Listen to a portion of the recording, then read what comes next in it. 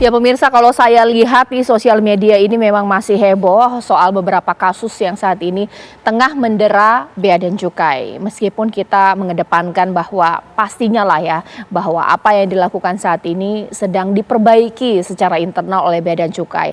Tapi tampaknya di dunia sosial media ini belum lupa dan lagi masih hangat-hangatnya ini. Jadi sorotan Bea dan Cukai usai pejabat hedon, bahkan kemudian acak-acak koper putri dari presiden. Dan selanjutnya ini baru-baru saja mengenai cuitan yang kasar, bahkan ada kata-kata babu di sana, belum lagi mengenai hadiah yang ketika masuk ke Indonesia dikenakan tarif yang ini cukup signifikan jutaan rupiah. Langsung saja hal ini akan saya tanyakan kepada Mas Yudi Purnomo sebagai pegiat anti korupsi kita di sini. Selamat malam Mas Yudi. Selamat malam, dan Mbak. juga Pak Trubus di sini sebagai pengamat kebijakan publik. Iya, Mbak. Saya pemirsa sudah mencoba menghubungi Mas Justinus Prastowo yang merupakan jubir dari Kementerian Keuangan, tapi tampaknya beliau sedang sibuk, tapi tidak mengapa. Mungkin kita akan bahas, saya minta pendapatnya dulu Mas Yudi bahwa kita mengedepankan kasus praduga tidak bersalah dulu ya, itu dengan kita apa kedepankan, yang terjadi. Tapi kok ya bertubi-tubi, lagi-lagi masyarakat kurang puas, banyak keluhan ini dari pekerjaan yang dilakukan oleh aparat dari Bea dan Cukai. Bagaimana Mas Yudi melihatnya? Ya, saya pikir ini kan juga sebagai momentum ya. Ini sebagai hal yang baik, yang positif, yang harus dicari jalan keluarnya, solusinya. Ketika masyarakat mengeluh, berarti ada pelayanan publik yang tidak baik di situ. Ingat bahwa kementerian-kementerian, lembaga-lembaga itu adalah organisasi yang didirikan untuk melayani masyarakat. Apapun itu, mau di bidang pendidikan, dan sekarang ini ada Bea Cukai gitu ya. Bagaimana bisa melayani masyarakat secara baik, itu yang pertama. Kemudian yang kedua, ya sebagai ASN ya, kita dengan moto berakhlak gitu ya. Kita adalah sebagai pelayan masyarakat, bukan sebagai raja gitu kan. Kita harus memperlakukan masyarakat itu kita harus melayani mereka. Nggak bisa kita mengedepankan arogansi gitu kan, nggak bisa kita mengedepankan hal-hal yang membuat masyarakat tidak nyaman. Dan ingat, sekarang zaman sudah terbuka. Buktinya sekarang masyarakat yang setahun yang lalu, 2 tahun yang lalu mengeluh, semua dikeluarkan saat ini. Akhirnya yang terjadi apa? Akhirnya terjadi saat ini seperti kena meteor gitu ya, kena meteor bahwa semua terkumpul di saat-saat ini. Nah, untuk itulah maka ini harus jadi contoh ya. Jangan ada lagi misalnya, saya juga melihat di sosmed gitu ya, itu kan kata-kata itu kan tidak bagus gitu ya. Ini jadi contoh buat yang lain. Saya pikir tidak masalah ketika bermain sosmed misalnya, ya kemudian untuk memberikan informasi yang edukatif kepada masyarakat. Jadi jangan membuat emosional. Kemudian yang kedua, bahwa ini juga momentum yang bagus untuk melakukan pembersihan birokrasi tata pelayanan supaya jangan ada. Yang saya lihat di masyarakat adalah kalau bisa dipersulit, kenapa dipermudah? Nah, mengapa akhirnya masyarakat dipersulit? Ini kan ada tanda tanya, quote gitu kan. Padahal kalau dipermudah kan masyarakat enak, efektif, efisien gitu kan. Dan tentu ketika misalnya dipersulit, tentu masyarakat maunya juga dipermudah gitu kan. Saya kan misalnya dari luar negeri gitu kan, bawa barang dan sebagainya, tiba-tiba dipersulit, wah kemudian kan nanti akan tiba-tiba muncul di saya, gimana nih supaya dipermudah. Akhirnya kan nanti ada nego dan sebagainya. Itu yang harus dihindarkan. Dan saya pikir ya sekarang yang harus dilakukan adalah perbaikan sistem agar jangan ada lagi masyarakat yang mengeluh gitu kan, terbuka. Ya kalau sekarang yang terjadi kan masyarakat semua komen gitu kan, dan susah untuk menjawabnya. Tapi sekarang yang harus dilakukan adalah dengan bukti konkret apa yang diubah dalam reformasi pelayanan publik di Bea Cukai. Oke. Pak Trubus, apakah ini semacam akumulasi ya, kalau tidak bisa dipersulit, kenapa harus dipermudah? Sehingga ini keluhan ini bertubi-tubi, yang lampau-lampau 2015, 2013 keluar semua. Iya, memang pertama kita lihat ini ada ingatan sosial ya, masyarakat kita terhadap pengalaman-pengalaman buruk masa lalu, kemudian ditumpahkan sekarang. Ini kan resiko masyarakat era post-truth seperti ini. Nah, di mana kemudian semuanya lahir dari medsos gitu. Ketika viral medsos kemudian direspon oleh publik secara luar biasa. Yang kedua, memang kebijakan-kebijakan yang ada selama ini itu berarti tidak efektif, itu yang harus dilihat. Karena apa? Karena pembenahan yang dilakukan, misalkan ini kejadian kan sudah lama, meskipun Bu Sri Mulyani sudah melakukan pembenahan tahun 2021 terakhir itu terhadap Bea Cukai itu. Tetapi kan peraturan yang ada itu kan mereka diberikan tuken itu juga. Tuken ini kan menjadi sebab juga di 156 PP-nya itu mereka diberikan tuken tersendiri untuk Bea Cukai itu. Nah, ini juga menyebabkan pegawainya jadi arogan karena mereka merasa penghasilannya lebih beda. Ya memang ini Kementerian Sultan ini banyak sekali masalah-masalah yang mendera sekarang ini.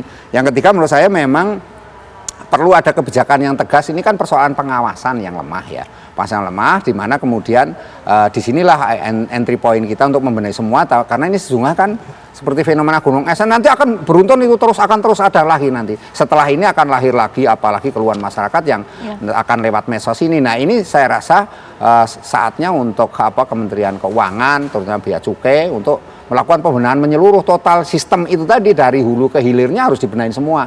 SDM-nya kalau perlu ya diganti semua gitu, harus memang dimutasi. Jadi dimutasi, diganti yang baru lagi, sehingga itu namanya reformasi total namanya kan gitu. Kalau birokrasi yang nggak dibenerin nggak bisa itu, karena memang akan muncul lagi seperti itu ya kan. Dan yang paling adalah kebijakan regulasinya harus diganti. Memang itu sudah terlalu lama, Mbak. Mas Yudi, sebenarnya waktu di KPK sempat ada keluhan dari masyarakat tidak sih? Mungkin sebenarnya kutipan-kutipan yang kemudian ditujukan untuk masyarakat, barang-barang impor ini sempat ada kecurigaan, diapain sih, buat apa sih, jangan-jangan kemudian diambil, atau mungkin ada kong kali kong, ini seperti apa? Ya, kalau saya kan dulu bukan di bagian pengaduan masyarakat ya, jadi saya tidak memahami mengenai informasi dari masyarakat ya. Namun yang jelas ya, kan secara umum kita bisa lihat kan tata kelola pelayanan publik itu sebenarnya seperti apa sih? Ya pertama, sebelum bersih dari korupsi nepotisme gitu ya, dia harus good governance dulu gitu. Dia harus efektif, harus efisien, jelas tata kelolanya, jelas bayar berapa, ya kan, kemudian bayarnya kemana. Dan ini paling penting, seharusnya kenapa sih terjadi ada arogansi? Ya karena ASN berhubungan langsung dengan masyarakat. Nah, dalam tata kelola yang baik harusnya tidak boleh dong berhubungan langsung, ya. Jadi kalau ada hubungan langsung, ini yang titik rawannya. Ya benar seperti dikatakan oleh Pak Trubus gitu ya, bahwa kita ini ke depan tuh mau bagaimana? Kalau misalnya nanti orangnya diganti pun ya, ketika misalnya ternyata sistemnya masih sama, bertatap muka, ada orang masuk ya kan, kemudian suruh bayar segini, bahkan kemudian ada proses nego. Kalau saya lihat di sini, itu yang berbahaya. Harusnya sudah fix dan tidak ada proses nego lagi, seperti itu. Oke, ini masih belum firm dan belum jelas dan clear ya Pak Trubus ya mengenai, ya kita tahu secara aturan setiap barang yang masuk ke Indonesia atau juga keluar dikenakan pajak. Tapi untuk barang-barang tanpa transaksi jual beli, contohnya adalah hadiah, ini kemudian dikenakan juga, harganya dianggap tidak masuk akal. Nah ini bagaimana ini? Sesaat lagi ya di Apa Kabar Indonesia Malam. Ya sekarang mungkin saya ke Pak Trubus. Meskipun ini memang masyarakat belum clear betul ya, bahwa semua barang masuk dan keluar ke Indonesia itu dikenakan pajak. Tapi masalahnya di sini sudah ada ketidakpercayaan ini terhadap lembaga ini dari masyarakat, seperti apa? Iya, menurut saya itu kebijakan regulasinya harus dibenahi lagi. Artinya ada pengecualian, karena ini masyarakat kan tuntutannya ada perubahan-perubahan. Nah, kalau barangnya hasil dari luar karena hadiah, karena apa ya jangan dikasih pajak dong. Yang kedua, memang ini untuk mengembalikan kepercayaan publik kepada yang namanya lembaga ini butuh proses panjang. Karena itu menurut saya perbaikan tata kelola, kemudian SDM-nya juga diperbaiki, ya kan, evaluasi menyeluruh semuanya. Nah ini memang harus butuh kan tidak hanya tingkat menteri itu, maka presiden juga harus turun semua, karena ini kan menyangkut kewibawaan negara dalam hal pelayanan publik. Yang ketiga menurut saya ini perlu sekali dilakukan adalah penegakan hukum. Nah, yang ada ini ditegakkan aturannya. Jadi selama ini memang perilaku koruptif ini kan selalu sambil lalu aja, nggak ada tindakan seperti toleransi yang tinggi itu, Mbak. Jadi itu yang penting. Mas Yudi, kalau sudah begini, kita juga kasihan juga dengan bea dan cukai, seakan-akan semua salah. Tapi netizen ini untuk pantau terus, keluarkan semua unek-unek. Kalau ada masalah sampaikan di sosial media. Atau jangan-jangan cooling down dulu lah, biarkan bea dan cukai berbenah. Seperti apa? Ya kalau saya lihat kan, ya saya sering berhubungan juga ya dengan teman-teman bea cukai ya. Masih banyak orang baik di sana gitu. Masih banyak yang ingin mereformasi bea cukai, masih banyak yang ingin memperbaiki sistem yang ada. Nah, tapi bagi saya sekarang adalah bagaimana ya situasi-situasi di Indonesia saat ini kalau nggak viral, kalau nggak netizen menyuarakan, tidak akan menjadi prioritas. Tidak akan menjadi hal yang penting gitu kan. Tidak akan menjadi kementerian-kementerian ataupun instansi penegak hukum kalang kabut gitu kan untuk segera memprioritaskan. Oleh karena itulah maka bagi saya netizen harus selalu bersuara, karena bagi saya ketika netizen bersuara dan bersatu, ya mereka tidak akan dapat dikalahkan oleh siapapun seperti itu. Dan ini menurut saya kondisi sekarang memang netizen lah yang sangat penting ya. Artinya netizen adalah masyarakat ya, baik di dunia nyata maupun di sosmed, untuk selalu bersuara ketika ada hal yang tidak benar di Republik ini. Pak Trubus setuju nggak sih kalau netizen bersuara, masyarakat bersuara, baru lembaga tersebut atau kementerian tersebut atau pemerintah berbenah? Iya. Memang lanjut saja nih masyarakat untuk keluarkan unek-uneknya atau seperti apa? Iya, menurut saya lanjut aja. Semuanya harus, memang ini untuk pembenahan secara keseluruhan. Kementerian, lembaga, dan pemerintah daerah, semua institusi harus melalui suara-suara publik. Jadi melalui netizen itulah suara publik berlangsung.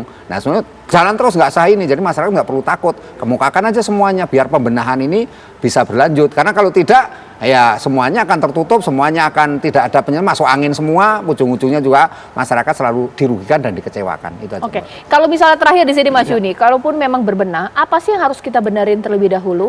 Birokrasinya atau jangan-jangan integritasnya, oknumnya nih? Jelas mental. Oke. Iya, kalau sistem ya, sebaik apapun sistem, kalau mentalnya buruk ya, dia pasti akan mengakali sistem itu. Dia pasti akan mencari cara ya supaya sistem tersebut bisa diakali oleh dia, supaya dia bisa mendapatkan keuntungan dari situ. Dan yang jelas-jelas yang dirugikan adalah masyarakat. Itu yang menurut saya masyarakat kenapa bersuara, karena masyarakat dirugikan, Mbak. Pak Trubus juga benar sama. Kan Iya Mas dong. Justinus sempat bilang, ya nanti kita akan benahi, kita akan tegur pegawainya. Cukup tidak sih pegawai-pegawai yang nyeleneh tadi, yang cuit-cuitan kasar di sosial media ditegur, atau mungkin cek nih, mana integritas, mana yang tidak berintegritas, bagaimana? Iya, menurut saya lebih arah ke sana. Kan PP 94 tentang kedisiplinan ASN itu kan sebenarnya di situ ada sanksi-sanksi yang bisa diberikan. Sekarang sanksi aja yang seberat-beratnya. Kalau perlu memang harus dimiskinkan, ya dimiskinkan saja. Jadi supaya mereka ada faktor jera. Ini kan persoalannya hanya faktor bagaimana supaya dia kapok tidak melakukan lagi. Tapi kalau tidak ada penegakan hukum yang bersifat jera, saya rasa itu akan mengulang lagi, dan itu nanti akan banyak lagi. Baik. Itu akan kelelahan juga pemerintah ya. Ya, Gitu. kita tunggu ya nanti Pak Trubus dan juga Mas Yudi. Kita masih menaruh penuh harapan Banyak. untuk Bea dan Cukai berbenah. Jangan sampai kemudian ada lagi keluhan-keluhan dari masyarakat, karena kasihan juga Mas Justinus Iya. sebagai jubir Iya, jubir. harus menjawab, harus Iya, bertubi-tubi, betul. kemudian memberikan klarifikasi, bahkan juga meminta maaf kepada Minta maaf, masyarakat tapi ya. ketemu lagi, tetap ada lagi, dilakukan, ada lagi. tetap dilakukan lagi. Terima kasih Bapak-bapak, kita tunggu nanti pembenahan yang dilakukan oleh Bea dan Cukai, bahkan juga perpajakan pastinya. Ini menjadi akhir Apa Kabar Indonesia Malam untuk hari ini, pemirsa. Saya Caca Anissa menutup, selamat malam, sampai jumpa.